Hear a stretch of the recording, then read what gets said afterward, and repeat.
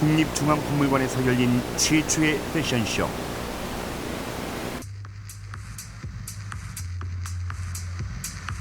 올해로 개관 100년을 맞은 박물관. 이를 기념해 국립중앙박물관은 한국의 대표 디자이너들에게 유물을 소재로 한 특별한 패션쇼를 주문했다.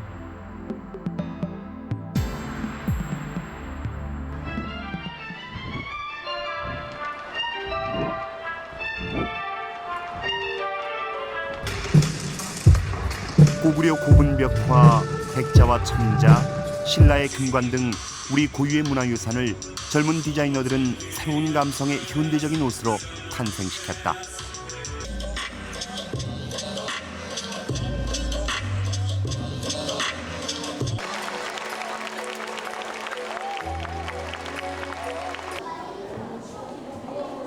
박물관 패션쇼에 참가한 디자이너 홍예진. 쇼를 위해 그동안 여러 차례 박물관을 찾았다. 이때 눈길을 끈 것은 고구려 고분벽화였다. 강인하고 남성적인 고분벽화에서 새로운 면을 발견한다. 그리고 저는 자세 같은 거에 되게 관심이 많아요. 그러니까 패션을 전공하는 사람으로서 근데 그들이 취하고 있는 자세 같은 것들이 강직성과 동시에 어떤 약간의 유머러스한 측면도 보이고요. 박물관 패션쇼는 낯설고 새로운 도전이었다. 예인 유물이 현대적 의상의 소재가 될 수 있을지 처음엔 고민도 많았다. 하지만 작업이 진행되면서 박물관의 유물은 이전과는 다른 의미로 다가왔다. 실제로 출장 가면은 제 시간의 거의 대부분을 박물관에서 보내거든요. 미술관, 박물관들. 근데 예전에 제가 그걸 볼 때는 그게 저한테 어떻게 직접적으로 다가왔다기보다는 제가 그걸 보면서 이렇게 감탄을 하는 입장이라고 할까요? 이렇게 완성이 되어 있는 것들을 보면서 감상하는 입장이었다면 지금 이제 제가 박물관에 가서 보면 그게 굉장히 다양한 소스로 보이죠. 홍예진은 기기 넘치는 역동성과 실용적인 문화를 창조한 고구려의 선과 문양 그리고 전통 복식을 현대적인 디자인으로 다시 해석하고 가공했다.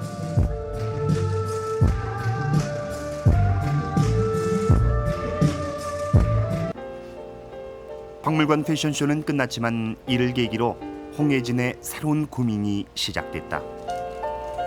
저는 모던한 감성을 다루는 디자이너지만 어쨌든 저는 한국 사람이고 제 감성의 근원은 한국에 있는 거잖아요. 이제 그 감성을 인터내셔널한 코드에 맞게 풀면서 한국적인 걸 풀어내는 게 이제 저의 숙제일 거라는 생각이 들어요.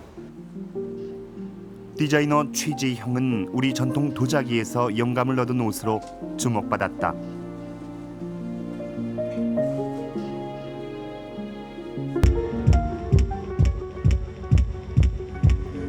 박물관 유리 진열장 밖으로 나온 도자기. 최지형은 시간과 공간 속에 박제되어 있는 유물이 아닌 우리 일상 속에 살아 숨쉬는 유물로서의 도자기를 옷감 위에 펼쳐놓았다.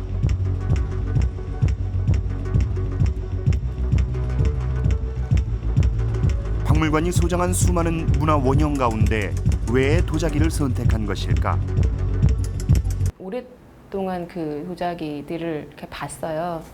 봤는데 그 형태나 그 라인이나 아니면 색감이나 문양이나 이런 것들이 굉장히 절제되어 있잖아요. 절제되어 있으면서도 모던하고 그리고 굉장히 뭐라 그래야 될까? 그러니까 심플한 그 라인들이 우리가 지금 일상적으로 입는 옷들에도 그 라인이 그대로 이제 이미지화가 되면은 굉장히 잘 어울리겠다. 이렇게 보면 볼수록.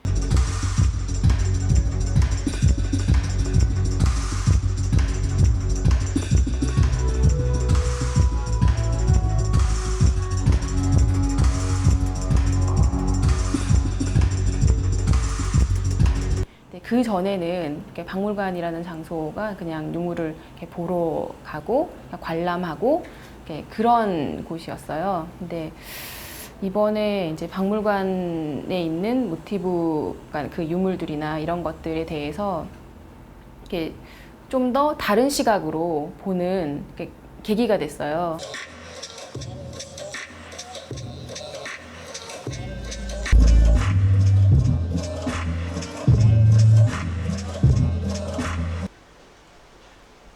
쇼에 참가한 또 한 명의 디자이너 예란지.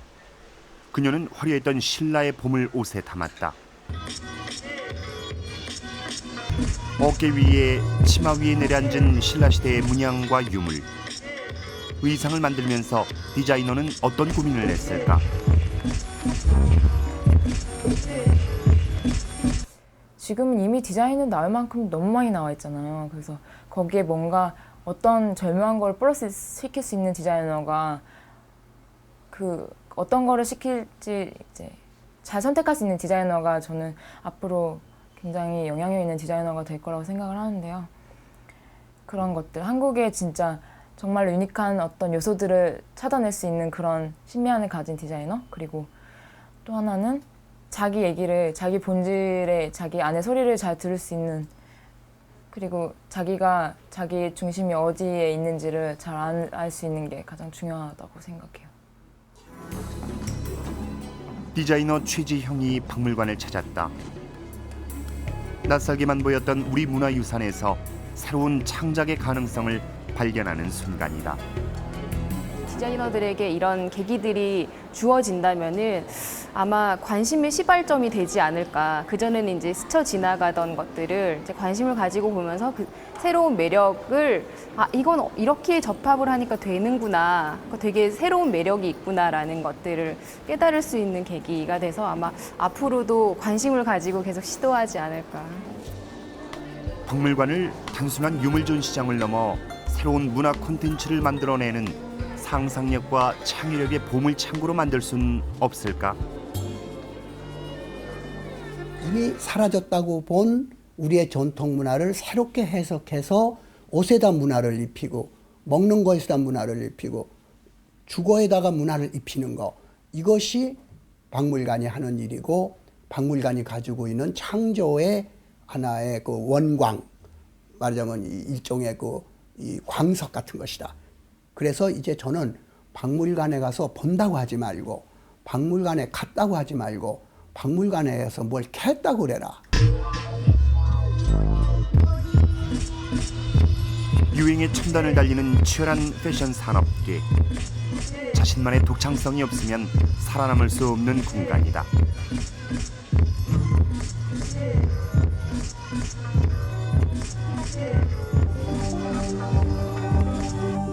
그 생존에 대한 해답이 어쩌면 우리 문화 원형 속에 숨어 있을지 모른다.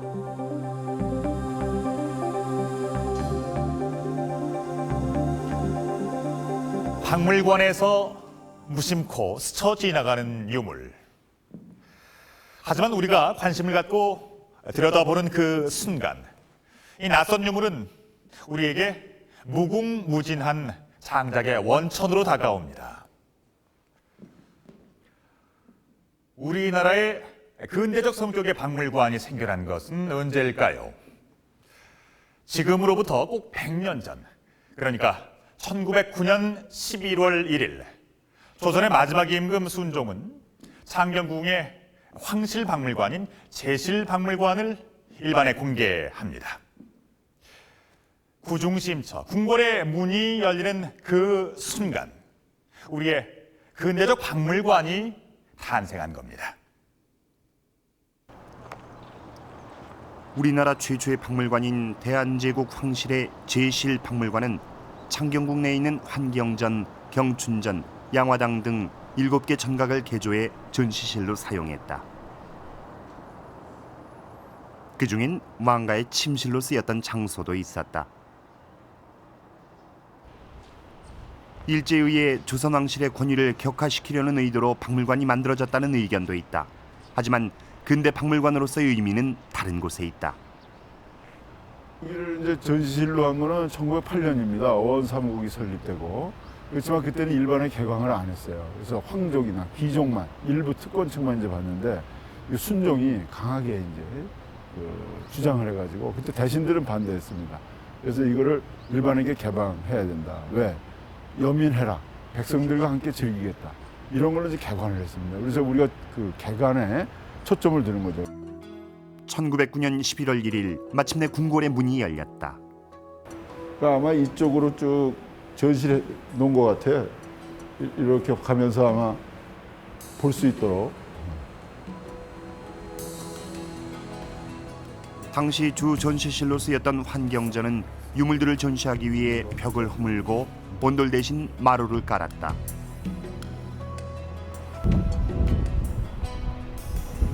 국보 266호 명정전. 일반 백성들은 감히 닿을 수 없는 임금이 국사를 돌보던 중요한 장소다. 하지만 순종은 이곳에까지 유물을 전시, 일반의 문을 열었다. 당시 순종은 목요일에 이곳을 관람했고 그 외요일은 백성들을 위해 공개하도록 했다. 이 어자가 있고 1월 5학병이 있지 않습니까? 근데 이 어자가 있는 정전에 이 앞에 여기에 이제 유물들을 진열해서 전시를 했습니다. 그래서 이 명정전에 유물, 특히 그 비석들이 있었습니다. 당시 왕실이 보유한 유물은 6,800여 점. 이로써 체계적으로 수집 정리된 유물을 대중 앞에 전시하는 근대 박물관의 역사가 시작된 것이다. 하지만 제실박물관은 곧 시련을 맞는다. 1910년 이왕가 박물관으로 격하된 것이다. 일제는 1915년 경복궁 내에 조선 총독부 박물관을 개관한다. 하지만 이 와중에도 이왕가 박물관은 유물 수집을 계속했고 덕분에 국보급 유물의 유출을 막을 수 있었다. 1926년 순종이 돌아가시고 나서 이 총독부박물관이 이걸 흡수하려고 그러는데 여론에 밀려서 못했습니다. 그래서 이걸 덕숭으로 이제 쫓아버리는데 그런 과정에서도 계속 유물을 모았어요. 그래서 여기에 있었던 유물이 결국 해방 이후에 덕수궁 미술관이 되고 우리 국립박물관으로 흡수되는데 여기 있었던 게 바로 우리 국보 78호, 83호 이 방가사회상, 그다음에 김홍도의 풍속화첩, 청자, 백자 이 좋은 명품 컬렉션이 바로 여기 있었습니다. 만약 이때 이것을 하지 않았다면 일본으로 다 흩어져서 나갔을 것입니다. 광복 이후 1972년 국립중앙박물관 간판을 내걸기까지 우리의 박물관은 경랑의 현대사 속에서 이곳저곳을 옮겨 다니는 셋방살이를 면치 못했다.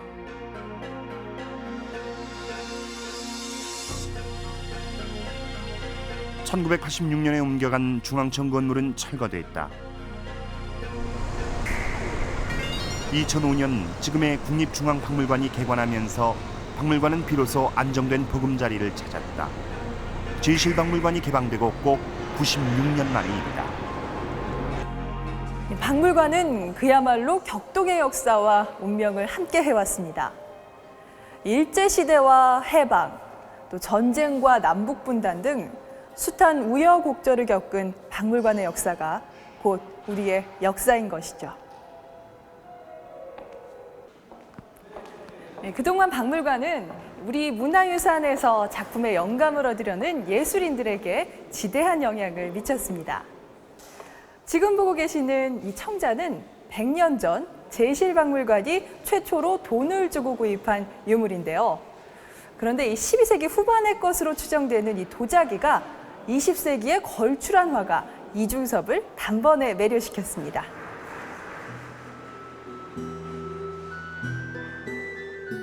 순종은 1908년 1월 일본인에게 950원을 주고 청자상감 포도 동자문 표형 주자를 구입했다.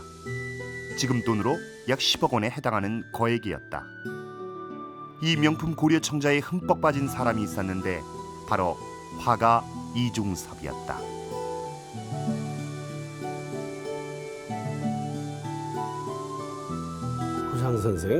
구상 선생이 그랬답니다. 이중섭 화백의 박물관에 자주 가서 그걸 첨초하였다. 그래서 거기에 동자를 자기가 사랑을 안단 말이죠. 그래서 이중섭 화백의 동자 그림이 그래서 오는 것이라고 생각한다. 한국 근대미술의 선구자 이중섭. 그는 천진난만한 아이들을 그린 작품을 많이 남겼다. 장난스런 몸짓과 표정의 아이들은 어디선가 본 듯한 모습이다. 전에 중동자 아닌 우리 동자를 나타냈단 말이죠. 그러니까 아주 수도분하고 그냥 천진난만한 동자상. 그래서 보면 그 포도에 매달려 있기도 하고 포도에 앉아 있기도 하고 굉장히 포도를 따고 장난하는 모습이겠죠. 그 형태가 다 다릅니다. 실제로 그림 속 아이들은 고려 청자의 해맑은 동자들과 많이 닮아 있다.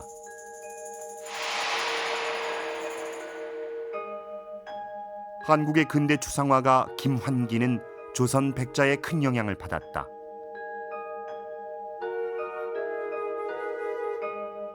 그는 한때 온 집안을 달 항아리로 채울 만큼 조선 백자에 심취한 것으로 유명했다. 김환기 선생. 그 양반은 그 달 항아리. 그 양반 그거 아주 그냥 그 양반의 그 표지 같은 거 아니에요. 그리고 거기 달이 있고 또 이제 그 탁자가 있고 그 달 항아리 그것이 그 양반 저 수필 보면은 나의 예술의 모든 그 영감은 조선 백자에서 왔다. 특히 다랑에서 왔다. 그런 말씀을 여러 번 하거든요. 조선 백자에 대한 이해차는 그의 수필집을 통해서도 확인된다. 한국적 풍류와 정서로 김환기의 작품 세계는 압축된다.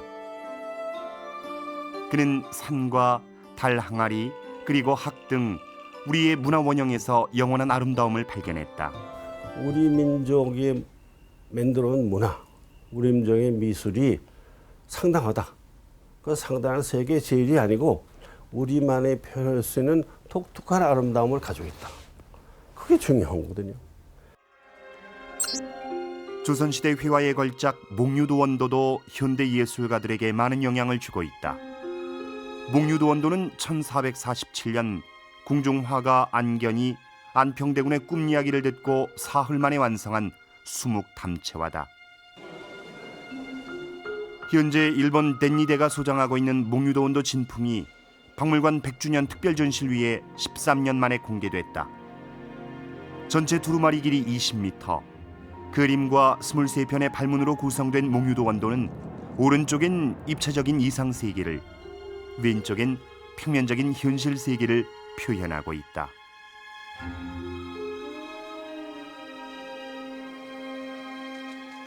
좋은 작품, 그 좋은 작품이 정말 처음 제 눈으로 봤을 때는 그냥 그동안에 이렇게 도록에서만 봤던 그런 것하고는 뭐라 그러나 가슴이 이렇게 무너지는 것 같다 그럴까? 아니면 큰 어떤 햄마로 머리를 좀 맞은 것 같은 느낌이라 그럴까? 이렇게 좋은 작품이 있었구나. 한국 화가 석철주는 안견의 목유도원도를 자신만의 방식으로 재창조했다. 그는 아크릴 물감을 이용해 한국화의 스밈과 번짐, 지움의 효과를 극대화했다. 석철주가 살아오면서 느꼈던 산천의 아름다움과 추억을 목유도원도로 재해석해냈다.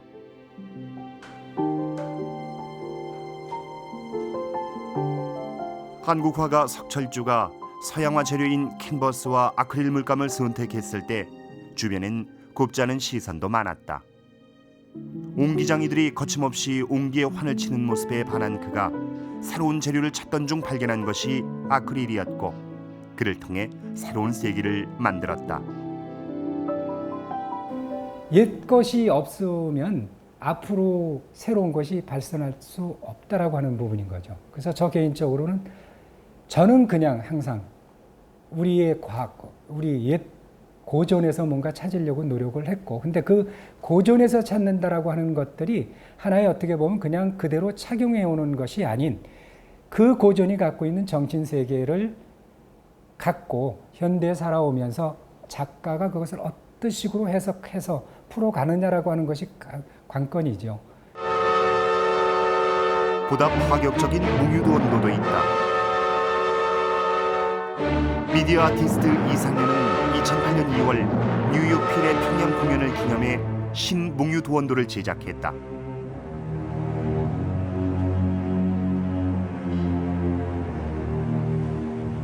이게 이게 이제 그 오늘 이제 북한이 막 미사일을 쏘고 이제 북미 관계가 이런 긴장 관계 속인데 그 조선 선비가 목류도원도 안으로 들어가서 링컨하고 화해하는 그런 얘기거든요.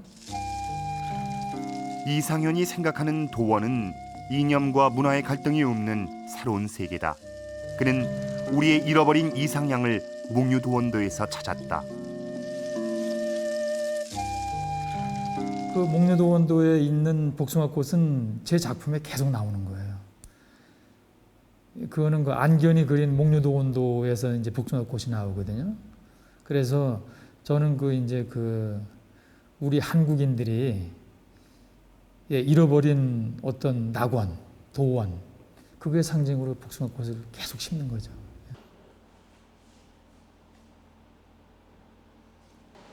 이상현은 2004년부터 조선의 역사를 소재로 작업을 진행해 오고 있다. 하지만 그의 관심이 애초부터 우리의 것에 있었던 것은 아니다. 원래 그는 유럽에서 실험적인 설치 작품들로 주목받아온 작가였다. 그런 그가 방향을 바꿔 눈을 조선으로 돌리게 된 까닭은 무엇일까? 근데 그 제가 서양에서 제가 한 2, 3년 정도 작업을 했는데 결과적으로 제가 이런 결론이 제가 서양을 발견하게 되는 게 아니라 한국을 발견하게 되더라고요. 제 자신으로 들어오게 되는 것 같아요. 오랜 외국 생활 속에서 그는 자신을 되돌아보게 됐고 정체성에 대한 고민 끝에 다다른 곳은 조선이었다. 나라를 잃고 임금의 침전에서 눈물을 흘리는 궁녀.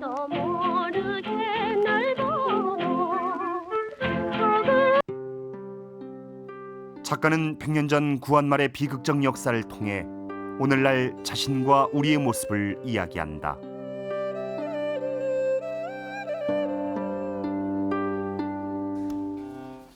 우리를 진짜 우리가 누구인가를 알고 싶은 얘기죠.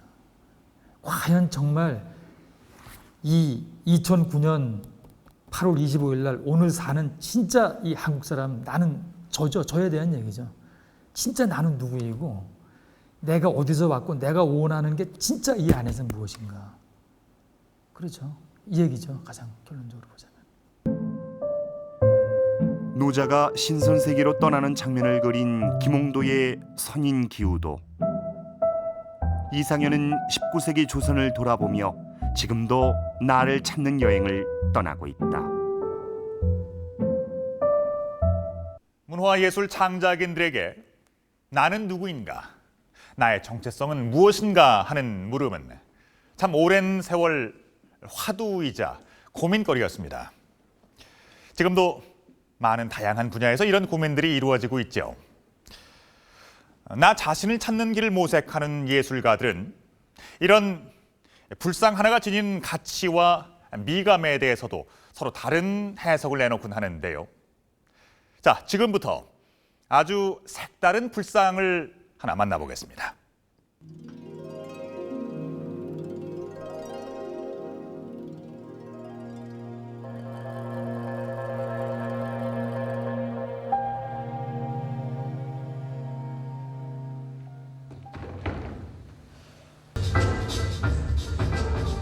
현대무용가 안혜순의 작품 불상. 불상을 소리나는 대로 표기한 불상은 시간의 흐름에 따라 우리의 불상이 어떻게 변형, 왜곡되는지 그 과정을 보여준다. 이 작품은 동양 문화의 상징인 불상이 마치 인테리어 소품처럼 변형돼 쓰이는 씁쓸한 세태에서 영감을 얻었다. 알고 보면 저희가 가지고 있었던 워낙 우리의 문화였고 우리의 종교였고, 그러나 그들은 인테리어 개념으로 그것을 어떤 새로운 문화로 어떤 새로운 것을 또 재창조해내는 데 썼다면 그것을 우리가 거꾸로 역수입했을 때 과연 이것이 우리가 뭔가 놓치고 있는 부분이 아닌가. 한국의 춤사위와 전통적인 아름다움을 현대무용으로 풀어내고 있는 안혜순은 옥스퍼드 무용사전에 이름을 올린 2명의 한국인 무용가 중 한 명이다.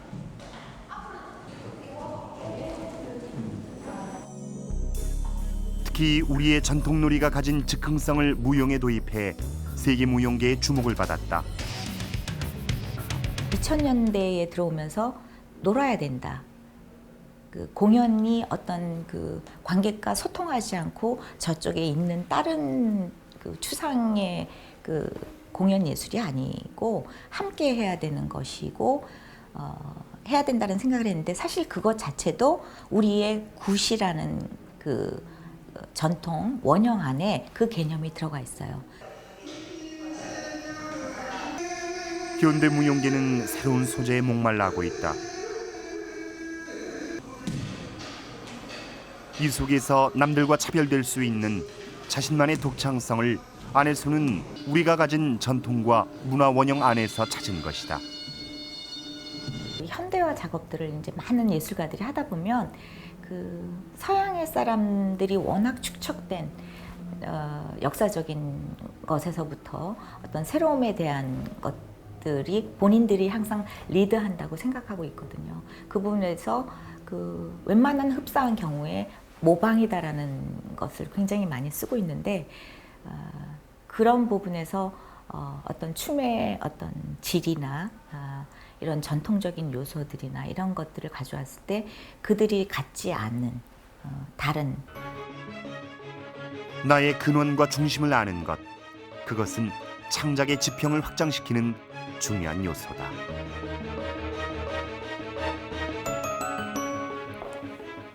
여러분은 백제 음악을 들어보셨나요? 찬란한 문화의 꽃을 피웠던 백제의 음악은 분명히 존재했지만 이 안타깝게도 지금은 그 어디에서도 그 실체를 찾아볼 수 없습니다. 백제 음악을 할 수 있는 그 어떤 악기나 악보도 온전히 발견되지 않았기 때문인데요. 하지만 이 유물과 상상력이 만나면 그 옛날 백제 음악이 되살아나는 놀라운 경험을 할 수 있습니다.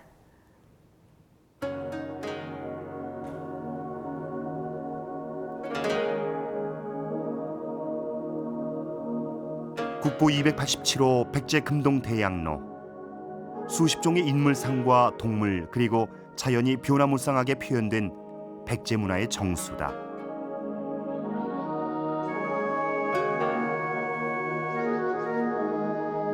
특히 오악사는 관련 사료나 유물이 거의 없는 백제 음악의 실마리를 찾게 한다.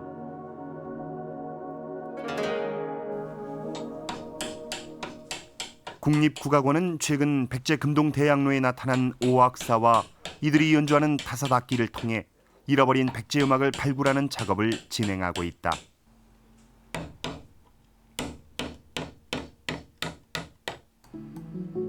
오악사의 그래픽 복원을 토대로 악기의 형태, 음역, 음색 등을 재현하는 것이다.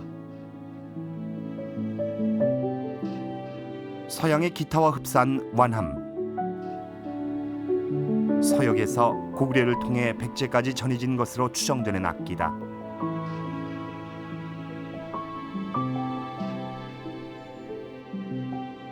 길이가 다른 여러 개의 대나무 관대를 묶어 연주하는 관악기 배소와 피리, 지금의 단소나 퉁소와 비슷한 소리를 내는 악기로 추정된다. 타악기처럼 보이는 이것은 최근 논란 중이다. 타악기로 되게 추정을 했었는데 최근에 이제 일부 그 학자들 사이에서 이런 이 손 자체가 그러니까 악기를 이 채를 잡고 연주하기에는 약간 이상한 모양이다. 그래서 혹시 이게 오히려 이게 손잡이여서 이걸 들고 올렸다 내렸다 하는 그런 악기가 아니냐 그런 추정을 하기도 합니다. 그런 경우에는 어떻게 되냐면 그러니까 이게 뚜껑이 돼서 이게 올라갔다 내려갔다 하면서 마치 이 부분이 풍금처럼 넓어졌다 펴졌다 좁혀졌다 하면서 풍금처럼 바람을 일으켜서 그런 소리를 만드는 그런 악기가 아닐까 하는 그런 추정도 하고 있습니다. 이 악기를 무엇으로 보느냐에 따라 백제 음악은 전혀 다르게 해석될 수 있다.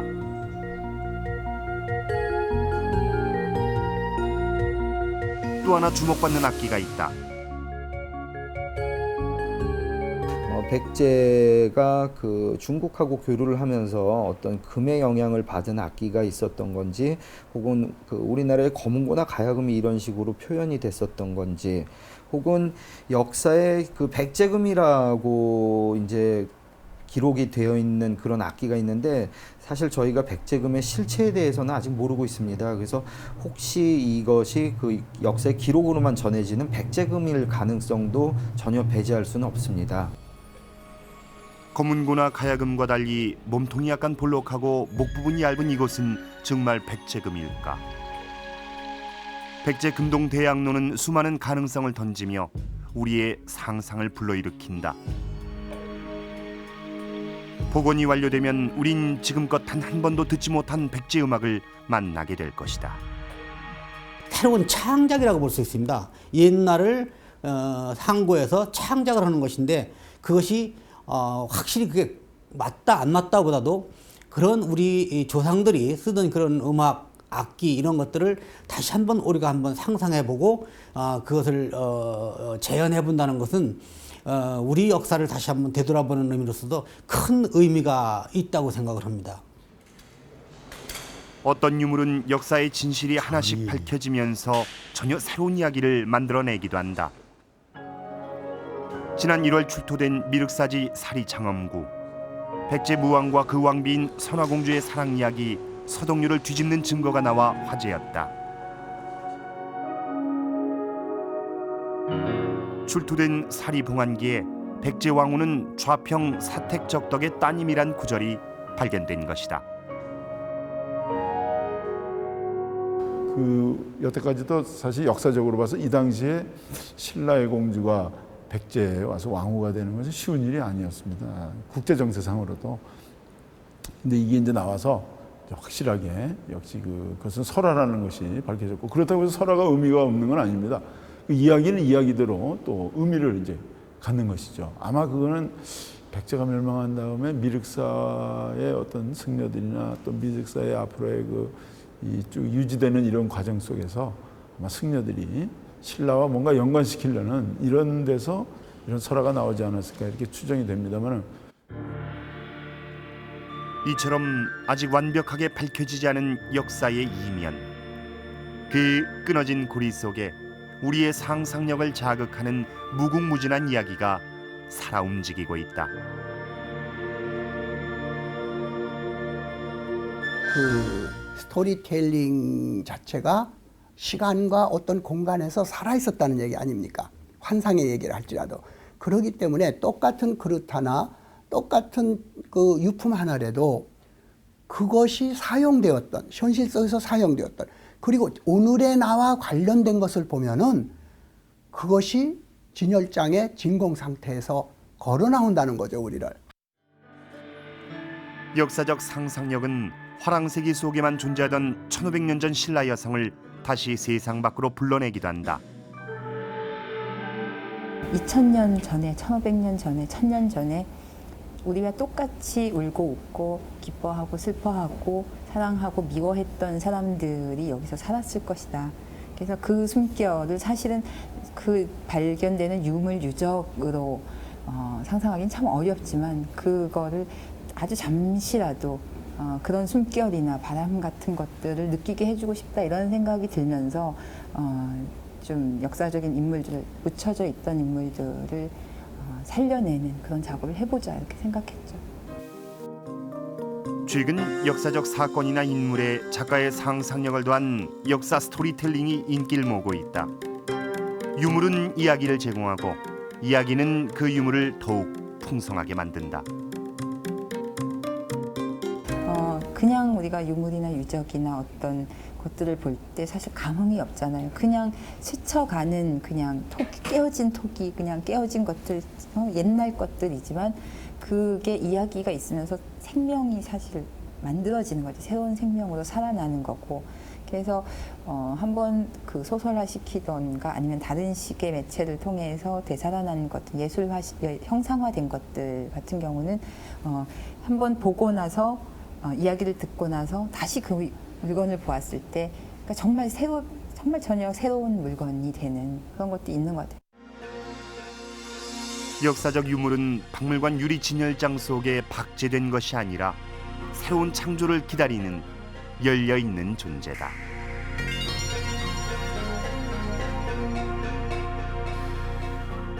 귀 밑까지 찢어진 입, 툭 튀어나온 눈. 어떤 악귀라도 범접하지 못할 만큼 늠름한 표정이지요. 이것은 해동성국 발해의 대표적인 유물인 용머리입니다. 한때 연해주까지 뻗어나갔던 발해의 229년 흥망사는 지금까지 발견된 유물이나 사료로는 짐작할 수가 없는 미지의 세계입니다. 이렇게 역사와 역사의 공백 속에는 수십, 수백 가지의 이야기가 있는 것입니다. 그동안 우리 문화의 원형과 산업을 접목시키려는 시도는 많았습니다. 현대적으로 변형시킨 한글이나 한복을 많이 떠올리실 텐데요. 우리 것에서 발견한 미적 요소로 세계 무대에 도전하는 새로운 시도들이 있습니다. 옛것을 현대화시켜 세계 시장과 소통하는 것이 쉬운 일은 아니다. 하지만 디자이너 김백선은 우리의 전통 가구나 건축 속에 이미 현대적인 요소가 충분하다고 말한다. 사실은 서구에 있는 유명 브랜드에 있는 새로운 디자인들을 잘 보면 우리 아시아에서 갖고 있는, 특히 한국이 갖고 있는 옛날 선비들이 썼던 사랑방에 쓰였던 그런 사방탁자나 서한이나 이런 가구의 선들을 그대로 따라가고 있다고 보시면 되거든요. 다만 그 전통의 미와 가치를 제대로 인식하지 못할 뿐이다. 우리 문화에 대한 것에 대한 발견을 새롭게 인식하고 편안하게 받아들여지는 과거를 보는 게 아니라 그럴 때 새로운 거에 우리 전통미에 대한 컴플렉스가 아니라 어느 서구에 대한 그 나라만 갖고 있는 고유성에 대한 이해와 같이 저희가 대화할 수 있는, 그랬을 때 그들하고의 소통도 같은 현상이 있을 수 있다는 거죠. 김백선이 디자인하고 무형문화재 장인의 손길로 탄생한 색다른 느낌의 장식용 가구. 그가 세계 시장을 겨냥해 우리의 전통 스타일을 현대화시킨 작품이다. 촌스러운 존재로 치부되곤 했던 전통 가구가 화려하면서도 절제된 디자인으로 탈바꿈했다.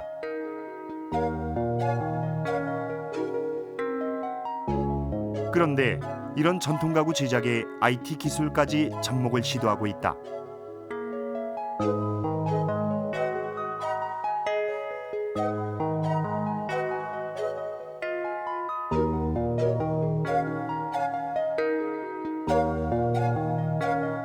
꽃과 나비가 살아 움직이는 부채. 한 IT 업체는 이런 첨단 기술에 전통 디자인을 결합한 고부가가치 명품 가구 제작에 도전하고 있다.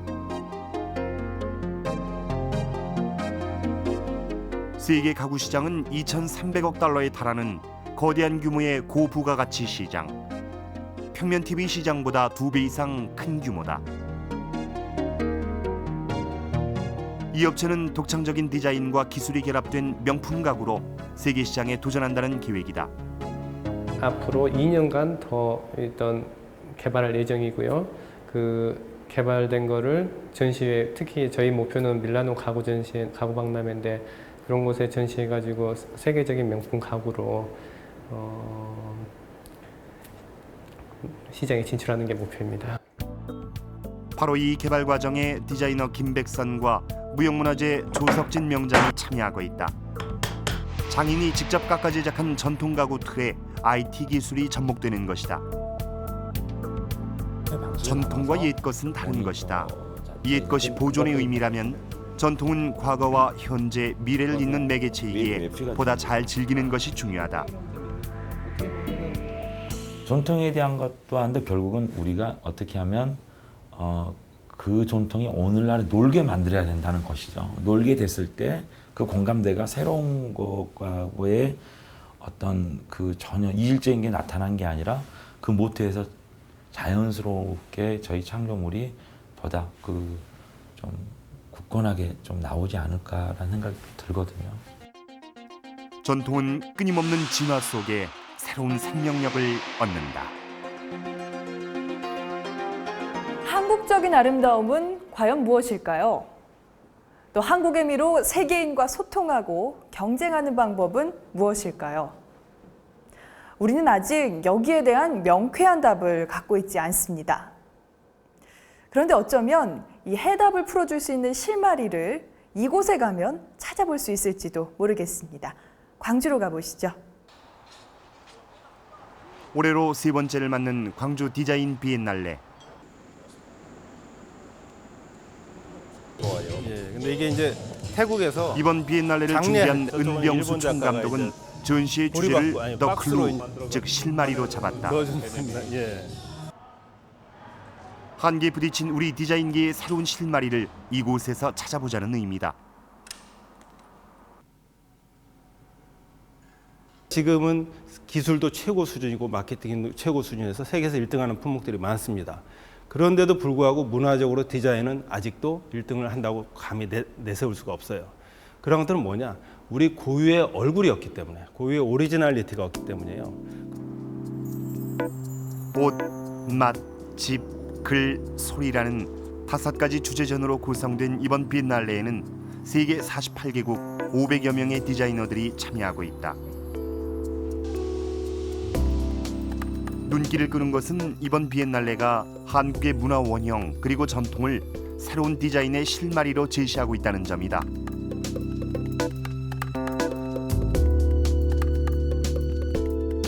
특히 한국의 젊은 디자이너들이 한복이나 한글을 변형하는 수준을 뛰어넘어 전통의 진정한 가치에 눈뜰 것을 주문하고 있다.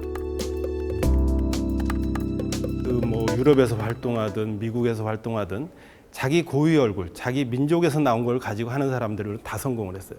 그리고 때로는 서구에서 교육을 받고, 아시아에는 유명한 디자이너들 그런 사람이 많습니다. 교육을 받고 활동하다가 너무나 이게 아니다 싶어서 다시 고향으로 가서 자기네 재료, 자기네 전통, 그걸 가지고 현대 디자인 기술과 접목해서 지금 세계적으로 부각되는 디자이너들 대다수입니다. 매우 흥미로운 실험도 진행됐다. 비엔날레 측은 국내외 디자이너들에게 우리의 담양 소쇠원을 재해석하도록 했다. 세계적인 자동차 디자이너 피터 슈라이어를 비롯한 유명 디자이너들이 소쇠원에서 얻은 영감을 자신만의 독특한 작품으로 완성시켰다.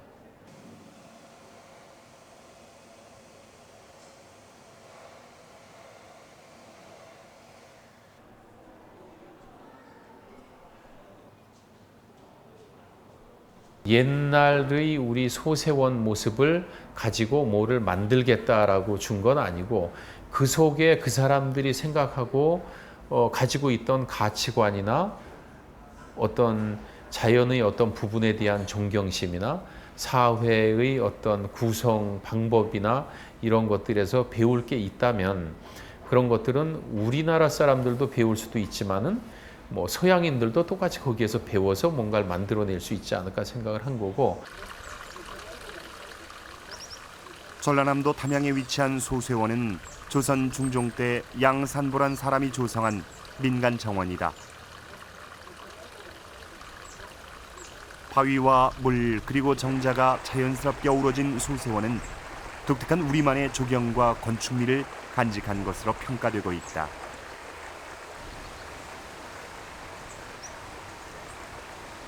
(16세기) 조선 최고의 민간 정원 소쇠원. 과연 이것을 어떻게 재해석할 것인가?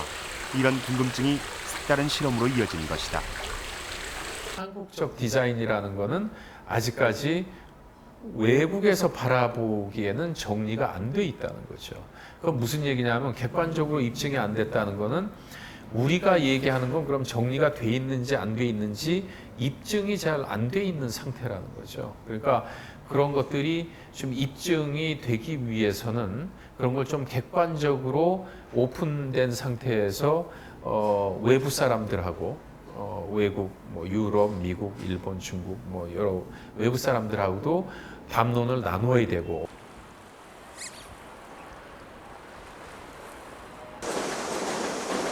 이번 비엔날레에 참가한 뉴욕의 한 디자인 회사를 찾았다. 단 한 번도 가본 적이 없는 한국의 소세원을 뉴욕의 젊은 디자이너들은 어떻게 봤을까? 외국인의 시각으로 소세원을 재해석해달라는 비엔날레 측의 제안은 매우 흥미로운 것이었다. 이들은 어떤 선입견도 없이 소세원의 사진과 관련 자료만을 참고해 작품을 구상했다. 자료로 제공받은 소세원도 이 오래된 판화에서 눈길을 끈 것이 있었다. 바로 김인후가 소세원의 풍광을 보면서 쓴 48구절의 시였다. Because it was a literary garden, the way that, well, like literature and life, like art and life were kind of combined in the garden in a very immediate way, which was something that I'd never encountered before. 스튜디오 스모는 소세원을 자연과 문학이 어우러진 휴식의 공간으로 재해석했다. That is perhaps less formal than than Japanese culture, for instance, as an example, and more it's through the way that the proposal was written for us. It was something that was much more kind of engaged with the cultural monuments rather than revering them from a distance. 다른 작가들은 또 어떤 해석을 내놓았을까? 평소 한국 등 아시아 건축에 관심이 많았던 컬럼비아대의 라카탄스키 교수. 그는 김인후의 48형 중 두 번째 구절에서 디자인의 영감을 얻었다. His verses were very pleasant, but the one that struck me was already verse 2. It's very strange. You're barely into the garden, as I said, and suddenly you're reading. The verse says, bright light from the window for reading, the rock and the water reflects the book. 작업을 진행하면서 라카탄스키는 일본이나 중국과는 다른 한국의 미를 발견했다. The beauty, as I've said, in Korean, in the Korean landscape, is it's not afraid to let nature and culture have a really active dialogue. It's not either quiet or noisy, it's neither over-refined nor just wilderness. It really says these activities are all part of the same, to use the words of today, it's all part of the same ecosystem. The text came back from this block print that was done, as well as from the poems that were written. 이번 행사를 기획한 건축가 조병수의 작업실을 외국 디자이너들이 방문했다. 이들은 사흘 동안 소세원을 둘러보면서 작업에 필요한 자료를 일일이 만들었다. 가까이서 보고 느낀 소세원은 인공적으로 꾸미지 않은 오랜 세월 속에서 다듬어지고 진화한 특별한 공간이었다. And the way that a rock can be important. Not because it's made of granite, but because of the way the wind and the water has shaped it. And so that's why there are things like this around that you know, these artifacts inspire people. So that's why I think there's a lot to learn. 어쩌면 너무 가까이 있어 미처 알지 못했던 우리 문화 원형의 가치와 미. 이번 전시를 통해 우린 과연 한국의 미란 무엇인지 그 질문을 던지고 있다. People that live in a place do not even know their own place because it is every day and it doesn't seem special. So sometimes people, fresh eyes coming in, can look at things and find meaning that even many people have not been able to see. 그리고 세계 디자이너들은 저마다의 시각으로 다채로운 실마리를 보여주고 있다.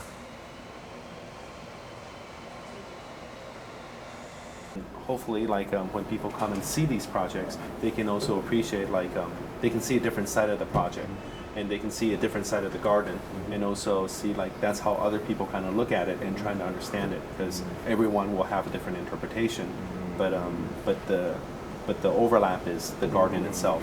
You know, there can be a million different viewpoints, but at the same time, there's also something common.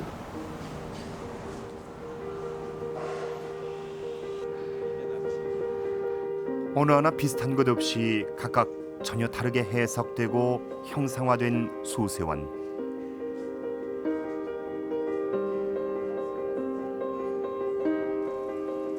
이 속에 존재하는 공통점이란 무엇일까?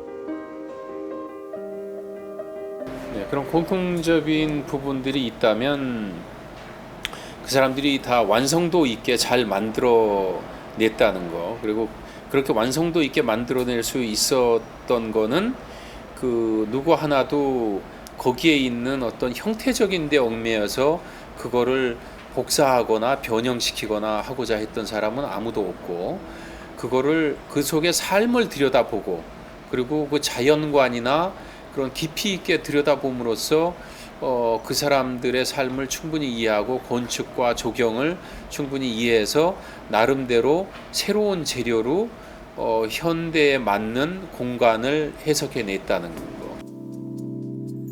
우리 곳의 아름다움은 무엇인가? 그것으로 세계인과 소통은 가능한가? 이 질문에 대한 해답은 전통의 어설픈 모방이 아니라 현대적인 재해석과 재창조에 있을 것이다. 삶의 주변 곳곳엔 우리가 간직한 문화 원형이 있다. 그 속에서 나만의 감성을 찾고 싶다면 먼저 마음껏 즐기고 느낄 수 있어야 한다. 그게 다 처리가 어릴 때부터 좀 더 열심히 잘 뛰어놀 수 있는 환경을 아이들한테 만들어줘서 들판에서 뛰어놀면서 그 뛸 때의 땅이 몸으로 울려오잖아요. 그런 울림이라거나, 그러다가 헉헉거리면서 하늘을 바라볼 때 하늘 색깔이라거나, 내가 본 그 저녁 노을 하늘이 그렇게 아름다웠는데 왜 남의 걸 보고 베껴야 되는지, 나는 충분히 내가 본 아름다운 것들을 가지고 만들어 나갈 수 있지 않을까 싶고요.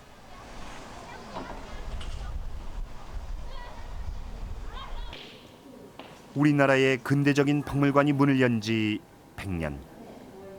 찬란한 문화 원형과 유산을 간직한 박물관에서 지금 우린 무엇을 찾고 있는가? 요즘 뭐 100층짜리 막 짓고 그러지 않습니까? 그 왜 그렇게 높은 집을 지어야 되냐면 랜드마크 한다는 거예요. 요즘 GPS 있어가지고 말이죠.